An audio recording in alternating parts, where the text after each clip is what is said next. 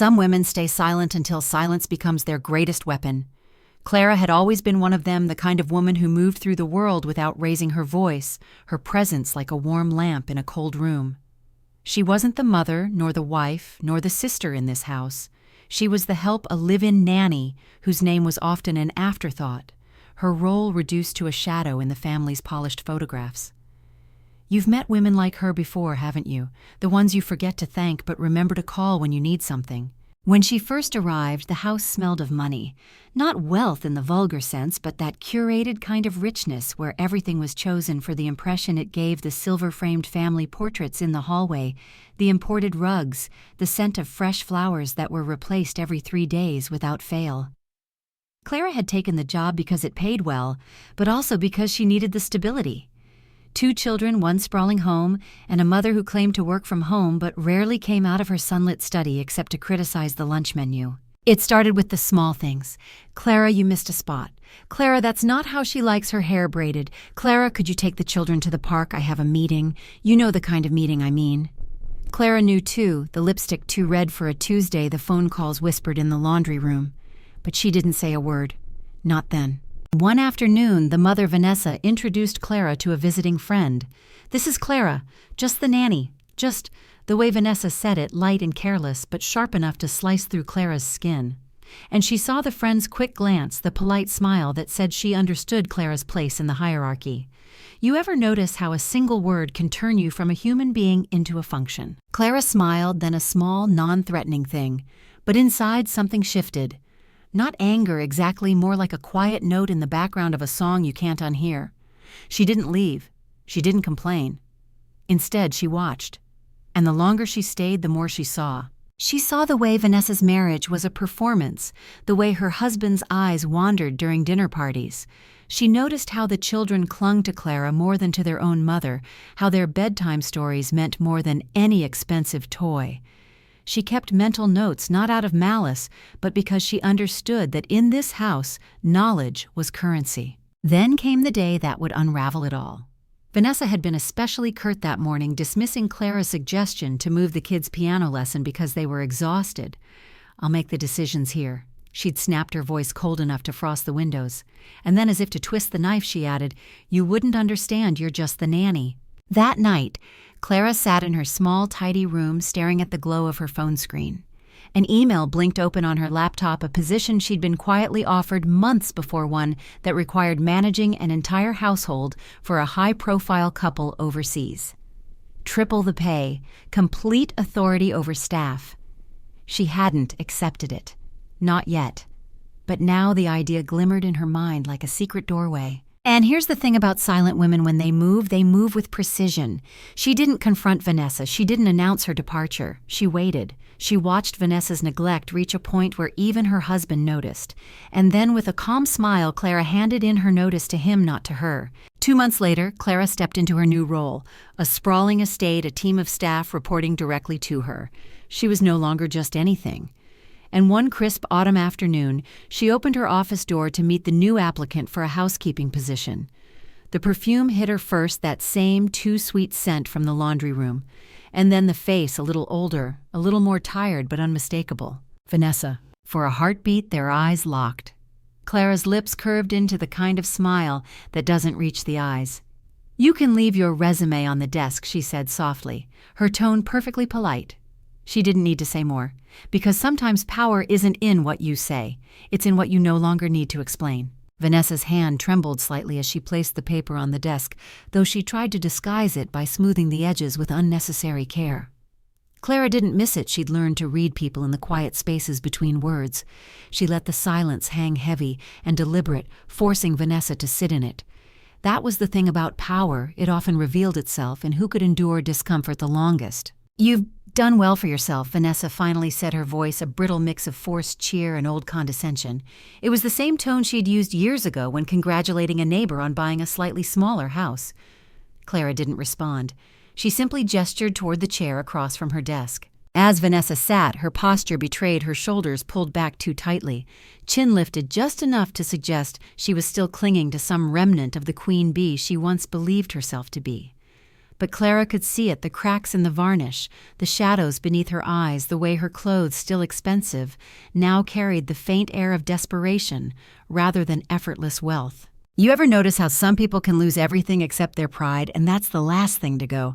Vanessa was holding hers like a drowning woman clutching driftwood. I didn't realize this was your position, Vanessa said, glancing around the elegant office. The mahogany desk, the leather-bound planners, the discreet hum of authority that came from knowing every decision in this house filtered through one person, Clara. That's because you never asked, Clara replied evenly. Not cruel, just true. She didn't need to embellish. The truth was sharper than any insult. Vanessa's mouth twitched a tiny falter. Well, I suppose things change. Clara leaned back in her chair, letting the weight of her gaze settle.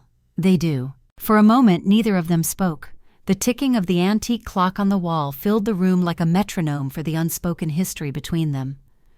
Clara could feel the echo of every time she'd been dismissed, every instance she'd been reduced to a title instead of a person. And now here they were, the roles inverted so cleanly it felt almost surreal. But revenge, Clara thought, was not about gloating. It wasn't about raising your voice or making someone beg. It was about standing in the place they once stood and realizing you no longer need their approval to feel whole. Vanessa shifted in her seat. I could use the work. Things haven't been easy. Clara nodded slowly, almost kindly. I understand. And she did maybe more than Vanessa would ever realize. Life had a way of humbling people, of stripping them down to the truths they'd worked hard to avoid. But that didn't mean you owed them the comfort of forgetting how they treated you on the way down. You'll need to go through the formal process, Clara said, her voice professional now, as if they had no shared past. Submit references, background check, trial period. The usual. Vanessa swallowed, of course. When she left the room, Clara didn't watch her go. She didn't need to. Power didn't come from looming over someone. It came from the quiet certainty that you could, but you chose not to. That night, as Clara walked through the estate, the scent of polished wood and the low hum of the household at rest wrapped around her. She thought about the girl she'd been when she first stepped into Vanessa's home, cautious, grateful, afraid to be seen, wanting more. And she thought about the woman she was now, the one who knew her worth so deeply that no one could reduce her to just anything ever again. And maybe you've been there too, underestimated, undervalued, quietly enduring while someone else writes the narrative of your place in the world. But here's the secret: endurance isn't submission. Sometimes it's incubation. As Clara switched off the last hallway light, she realized she hadn't felt the urge to humiliate Vanessa. She didn't want to make her squirm, didn't want to rehash old wounds. No, the true victory was this: Vanessa would walk these halls knowing she answered to the woman she once dismissed. And Clara. She would sleep soundly. Because when the tables turn, the sweetest part isn't the reversal itself. It's the moment you realize you no longer care about the person who once held you down. Clara kept the process exact. References verified, trial week, set boundaries printed and signed. The estate ran on quiet order, and she would not let history slip in through the side door. On the first morning of Vanessa's trial, Clara met her in the staff corridor that smelled of starch and cedar. The uniform was crisp and simple. Vanessa stared at it like it was a sentence. She had been the woman who gave instructions. Now she was being measured for compliance. People think humiliation arrives like thunder. It rarely does. It seeps thin and cold through small openings. You know this. It is not the big fall that breaks you. It is the sound of your own voice asking where the broom closet is. Clara walked her through the routines. Laundry protocol, guest privacy, the rule about phones off the main floor. Vanessa nodded with that tight smile people use when they are pretending to be flexible. When Clara explained the rotation chart, Vanessa tried to laugh. This is very thorough. For dust. For dignity, Clara said. Her tone was even. It always had been. Only now everyone heard it. Word of the new hire drifted through the staff like perfume. Some recognized Vanessa from charity pages and holiday parties that had once shimmered with ice sculptures and rented violins. They watched her carry a bucket, watched her avoid eye contact, watched the outline of a former queen moving through a kingdom that was not hers. You have seen it too, the moment a person meets the mirror without makeup, without an audience. By noon, Vanessa had offered advice no one asked for. The glass cleaner leaves streaks, she told Marta, who had been polishing leaded windows for 20 years. If you vacuum in rows, it looks neater, she added to Thomas, who could lay a staircase runner so straight it hushed interior designers. It was not cruelty. It was a reflex. Some people hold on to instruction like a life raft.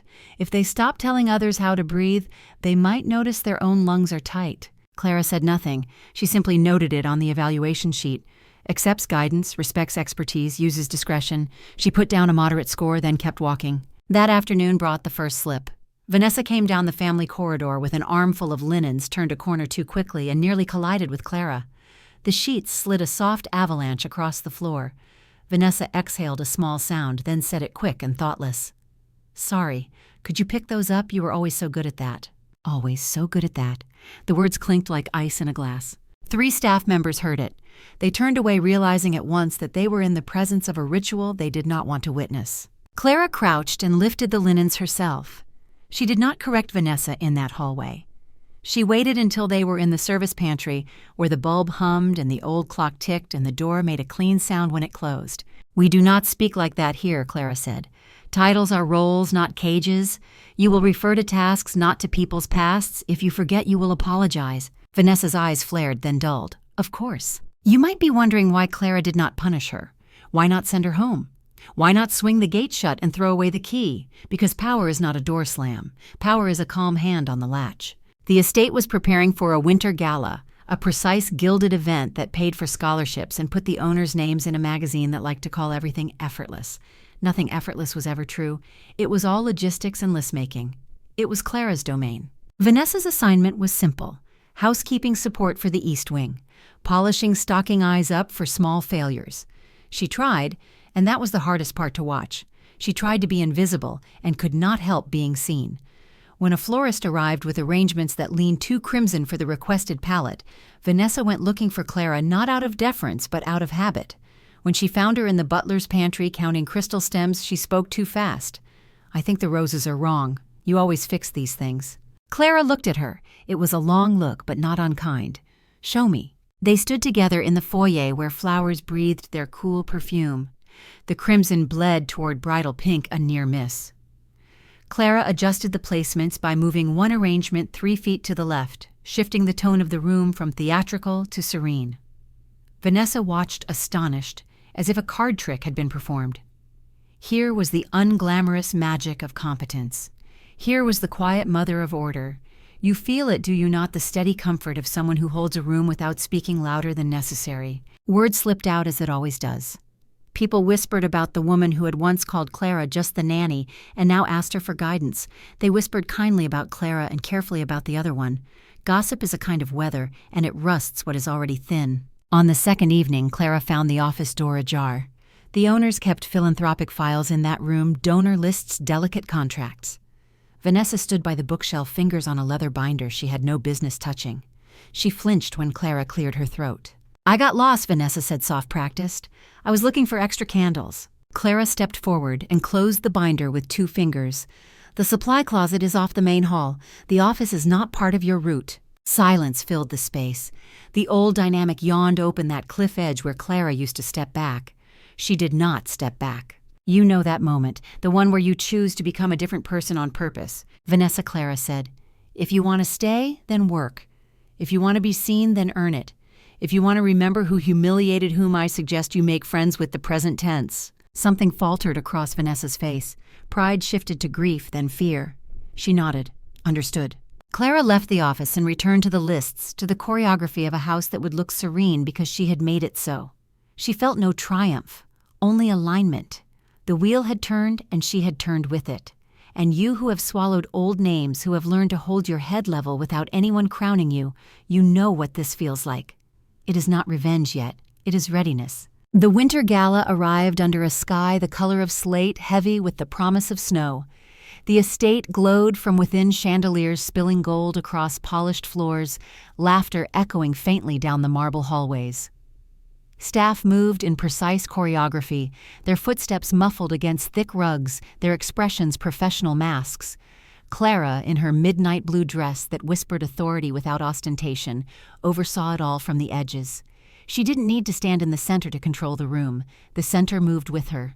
Vanessa kept to her assignment in the East Wing, but Clara's senses were trained on her the way a conductor listens for a single off note in an orchestra.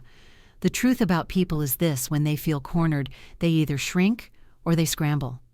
Clara wasn't yet sure which version of Vanessa would surface tonight. Midway through the evening, as guests swirled between the ballroom and the conservatory, Clara spotted her hovering too close to the bar, speaking to a guest she clearly recognized from some other life.